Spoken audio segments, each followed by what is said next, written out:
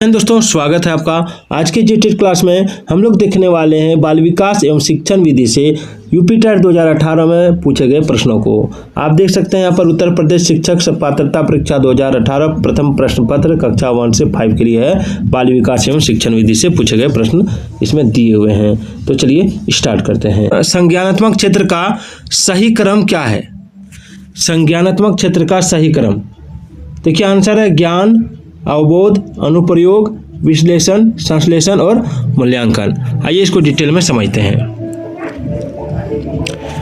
ज्ञान, अवबोधन, अनुप्रयोग, विश्लेषण, संश्लेषण, मूल्यांकन संज्ञानात्मक क्षेत्र का सही क्रम है। यह प्रणाली सरल से जटिल तथा मूर्त से अमूर्त की ओर है। ब्लूम द्वारा संज्ञानात्मक क्षेत्र को 6 स्तरों में इस क्रम में विभाजित किया गया है, आप देख सकते हैं। पहला क्या है? पहला है ज्ञान, दूसरा अवबोध यानी समझबूझ, फिर अनुप्रयोग, फिर विश्लेषण, फिर संश्लेषण, फिर मूल्यांकन। किसने बांटा इसको? तो ब्लूम ने। चलिए आगे देखते हैं।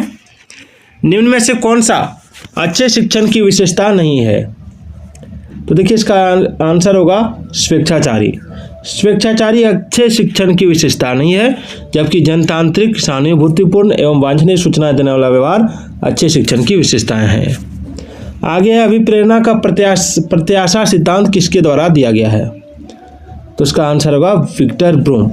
अभिप्रेरणा का प्रत्याशा सिद्धांत अमेरिकन मनोवैज्ञानिक विक्टर एच ब्रूम ने दिया था, जबकि मास्लो ने अभिप्रेरण की आवश्यकताओं का पदानुक्रम सिद्धांत और हर्जबर्ग ने अभिप्रेरण का दोहरा कारक सिद्धांत तथा स्किनर ने अभिप्रेरण का सक्रिय अनुबंधन का सिद्धांत दिया है। चलिए आगे बढ़ते हैं। आगे है अग्रिम व्यवस्थापक प्रतिमान किस परिवार से संबंधित है? ऑप्शन होगा, आंसर होगा सूचना प्रक्रियाकरण। आइए देखते हैं डिटेल में। अग्रिम व्यवस्थापक का प्रतिमान सूचना प्रक्रियाकरण परिवार से संबंधित है, जबकि सामाजिक अंतःक्रिया, व्यक्तिगत व्यवहार परिमार्जन अग्रिम व्यवस्थापक प्रतिमान से संबंधित नहीं है। अगला कौशलों के स्थानांतरण के लिए कौन सा उपयोगी है? तो आंसर होगा कौशल अंतरण एक गति है न कि उद्देश्य। ठीक है, कौशल अंतरण एक गति है न कि उद्देश्य, अर्थात छात्र सरल से कठिन की ओर सीखते हुए बढ़ता है, अतः कौशल स्थानांतरण के लिए विकल्प सी उपयोगी। अगला सवाल है निम्न में से कौन सा शिक्षण का सूत्र नहीं है? तो देखिए शिक्षण का सूत्र आपका है अनिश्चित से निश्चित की ओर, दृश्य से अदृश्य की ओर, सरल से कठिन की ओर, लेकिन निगमन से आगमन की ओर ये शिक्षण का सूत्र नहीं है। ठीक है, चलिए सूक्ष्म शिक्षण चक्र का प्रथम पद क्या होता है? सूक्ष्म शिक्षण चक्र का प्रथम पद होता है योजना बनाना। ठीक है, आप यहाँ देख सकते हैं सूक्ष्म शिक्षण चक्र का प्रथम पद योजना बनाना है। सूक्ष्म शिक्षण चक्र इस प्रकार है: पाठ योजना, शिक्षण, प्रतिपुष्टि, पुनः पाठ योजना, पुनः शिक्षण एवं पुनः प्रतिपुष्टि। चलिए अगला, निम्न में से कौन सा अवबोध स्तर के शिक्षण में शामिल है? तो इसका आंसर होगा ऑप्शन डी अन्वेषण। अन्वेषण अवबोध स्तर के शिक्षण में शामिल है। शिक्षण के 3 स्तर हैं: स्मृति स्तर, अवबोध स्तर तथा चिंतन स्तर। स्मृति स्तर के शिक्षण में संकेत अधिगम, श्रृंखला अधिगम को शामिल किया जाता है और अवबोध स्तर के शिक्षण में अन्वेषण को शामिल किया जाता है तथा चिंतन स्तर के शिक्षण में आलोचनात्मक एवं मौलिक चिंतन को शामिल किया जाता है। अगला सवाल देखिए। अगला सवाल है कि शैक्षिक सुधारों में शैक्षिक सुधारों में प्रभावी विकेंद्रीकरण तभी संभव होगा, कब संभव होगा? तो जब खंड व संकुल संदर्भ केंद्रों की भागीदारी बढ़ेगी, स्थानीय संदर्भ व्यक्ति उपलब्ध हो, अध्यापकों के पास संसाधन और प्रासंगिक सामग्री भी मौजूद हो। चलिए, एक छात्र पढ़ रहा है, उसका नाम लेकर किसी ने बुलाया, तो निम्न में से किस संवेदना द्वारा वह अपनी अनुक्रिया प्रकट करेगा? स्पर्श संवेदना नहीं होगा, ध्वनि संवेदना होगा, ध्वनि संवेदना। ठीक है, आवाज, वो भी आवाज देगा, हाँ आ रहे हैं। ठीक है,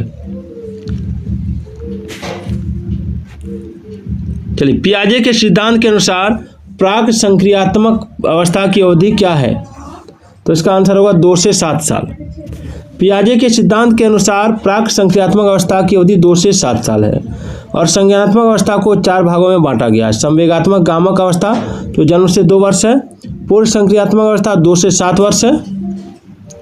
ठीक है, जो प्राक संक्रियात्मक अवस्था भी कहलाता है, और मूर्त संक्रियात्मक अवस्था जो 7 से 12 है, और औपचारिक आपका 12 से 15। निम्न में से कौन सी बाद की बाल्यावस्था के बौद्धिक विकास की विशेषता नहीं है? तो इसका आंसर होगा भविष्य की योजना की सूझबूझ। चलिए, इनमें से कौन मनोवैज्ञानिक भाषा से संबद्ध है? तो चोम्स्की हो जाएगा। ठीक है, सॉरी, सवाल एक बार देख लीजिए। इनमें से कौन मनोवैज्ञानिक भाषा विकास से संबद्ध है? तो चोम्स्की। चलिए आगे देखते हैं। चोम्स्की भाषा विकास से संबद्ध है। ये भाषा वैज्ञानिक, दार्शनिक, राजनीतिक, एक्टिविस्ट एवं लेखक थे, और अल्फ्रेड बिने ने सर्वप्रथम बुद्धि का वैज्ञानिक मापन प्रारंभ किया तथा पावलोव ने शास्त्र अनुबंध का सिद्धांत प्रतिपादित किया था। अगला, थॉर्नडाइक ने अपने सिद्धांत को किस शीर्षक से सिद्ध किया? तो ऑप्शन ए, अधिगम के प्रयास एवं भूल सिद्धांत। चलिए, थॉर्नडाइक ने अपने सिद्धांत को अधिगम के प्रयास एवं भूल शीर्षक से सिद्ध किया था। इस सिद्धांत को संबद्धवाद तथा उद्दीपक अनुक्रिया सिद्धांत भी कहते हैं, और इस सिद्धांत के अनुसार सीखना प्रयास और त्रुटि का परिणाम है। अगला है, गिरोह अवस्था किस आयु वर्ग एवं विलंब विकास से संबंधित है? तो इसका आंसर होगा 8 से 10 वर्ष एवं समाजीकरण।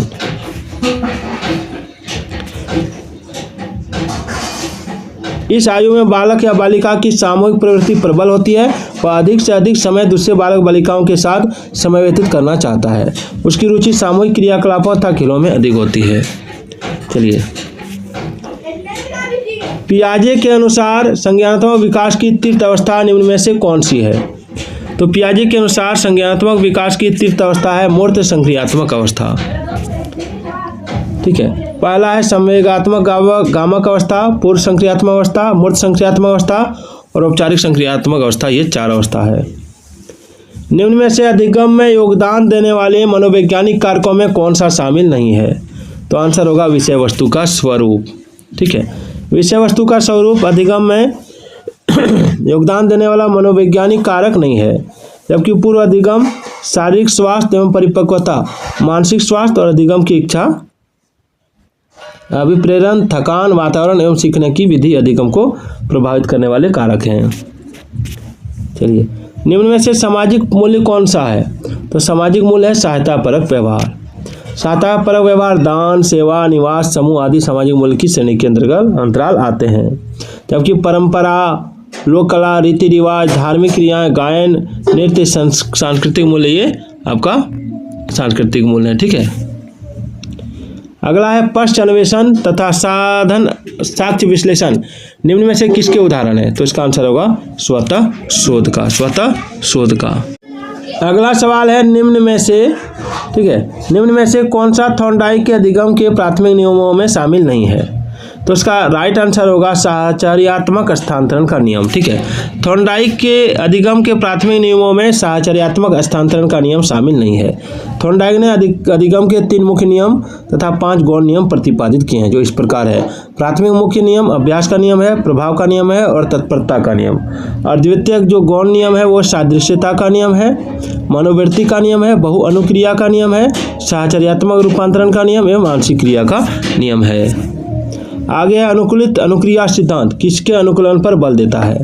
तो व्यवहार के अनुकूलन पर। ठीक है, अनुकूलित अनुक्रिया सिद्धांत व्यवहार के अनुकूलन पर बल देता है, और इस सिद्धांत के प्रतिपादक इवान पी पावलोव हैं। इन्होंने अपना प्रयोग कुत्ते पर किया था। अगला, क्रिया प्रसूत अनुबंधन का दूसरा नाम क्या है? क्रिया प्रसूत अनुबंधन का दूसरा नाम, देखिए, क्रिया प्रसूत अनुबंधन का दूसरा नाम है नैमित्तिक अनुबंधन। ठीक है, या आंतरिक या साधनात्मक अनुबंधन कहते हैं। क्रिया प्रसूत अनुबंधन का प्रतिपादन मनोवैज्ञानिक B.F. स्किनर ने किया था।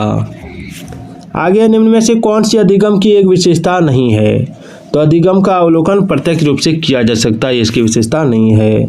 आगे, कोहलर यह सिद्ध करना चाहता था कि सीखना संज्ञानात्मक संकार्य है। ठीक है, चलिए आगे बढ़ते हैं।